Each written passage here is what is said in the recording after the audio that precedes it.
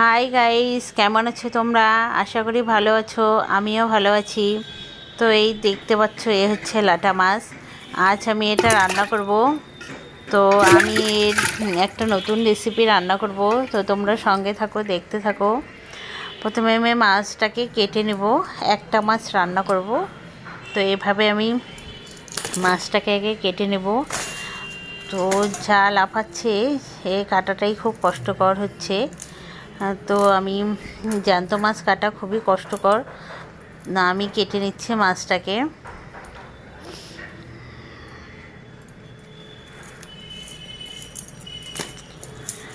এত লাফাচ্ছে, আজ মনে হয় আমার হাতটাই কেটে যাবে। তো আমি খুব সাবধানে মাছটাকে কেটে নিচ্ছি।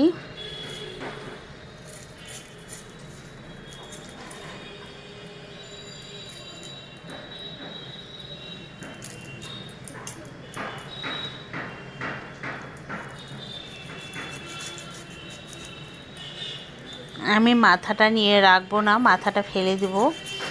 তো আমি মাথাটা ফেলে দিচ্ছি আর এভাবে কেটে নিচ্ছি। তো গাইস, একটা নতুন ভিন্ন স্বাদের রান্না রেসিপি হতে চলছে। সঙ্গে থাকুন, দেখতে থাকুন। আর যারা আমার চ্যানেলটাকে সাবস্ক্রাইব করেনি, তো তাদের কাছে রিকোয়েস্ট থাকলেও আমার চ্যানেলটাকে সাবস্ক্রাইব করে দাও।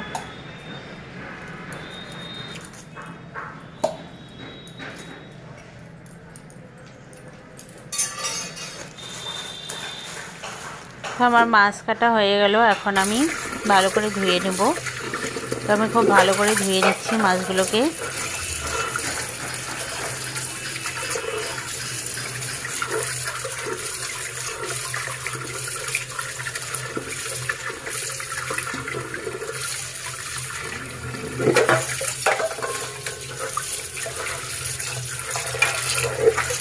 আমার মাছগুলো ভালো করে ধুয়ে নেওয়া হয়ে গেল। এখন আমি কিছুটা জল নিয়ে নিলাম বাটিতে, আর গ্যাসের চুলাটা অন করে দিলাম। আর এভাবে জলসহ মাছটাকে বসিয়ে দিলাম। তো এভাবে 4-5 মিনিট মাছটাকে এভাবে ফুটিয়ে নেব, সেদ্ধ করে নেব। তো দেখতে পাচ্ছ আমি কীভাবে করছি। তো সেদ্ধ করে নিয়ে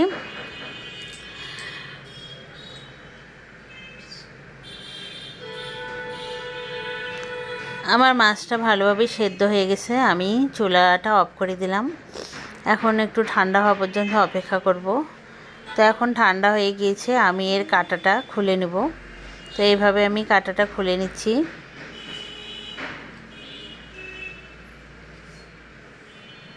এই কাজটা খুব সাবধানে আস্তে আস্তে করতে হবে।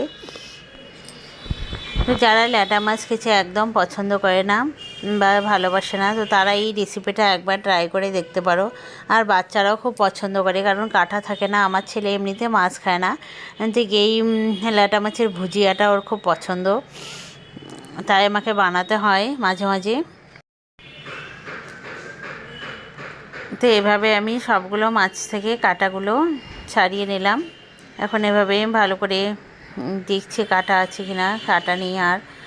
তো এখন আমি এভাবে পেঁয়াজ, রসুন, আদা, দেখতে পাচ্ছ পেঁয়াজ কুচি করে নিয়েছি, রসুন কুচি করে নিয়েছি, আর লঙ্কা কুচি করে নিয়েছি।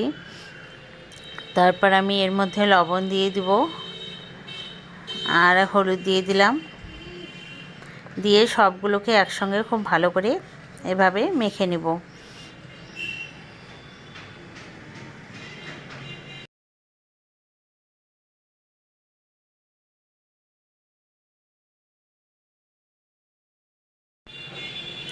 আমার সবগুলো উপকরণ এভাবে ভালো করে মেখে নেওয়া হয়ে গেল। এখন চুলায় একটা কড়াই বসিয়ে দিলাম, আর কড়াইয়ে তেল দিয়ে দিলাম। এটা সর্ষের তেল দিয়ে দিলাম। সর্ষের তেল না দিলেই করতে হবে, নইলে খেতে ভালো হবে না। তেলটা গরম হয়ে গেলে আমি এখন মাছগুলো দিয়ে দেব।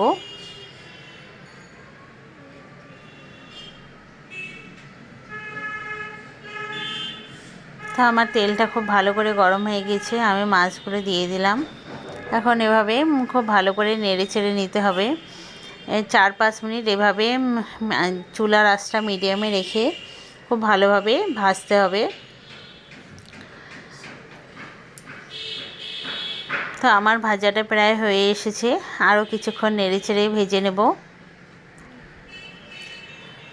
তো আমার ভাজাটা হয়ে গেল, আমি এখন চুলাটা অফ করে দেব, দিয়ে আমি এটাকে নামিয়ে নেব।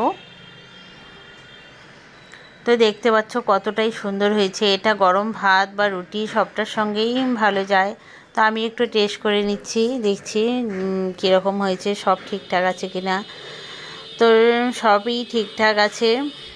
তো আপনারা এভাবে বানিয়ে খাবেন। তো গাইস ভালো থাকবেন সবাই, আমার রেসিপিটা কেমন লাগলো জানাবেন। Bye bye.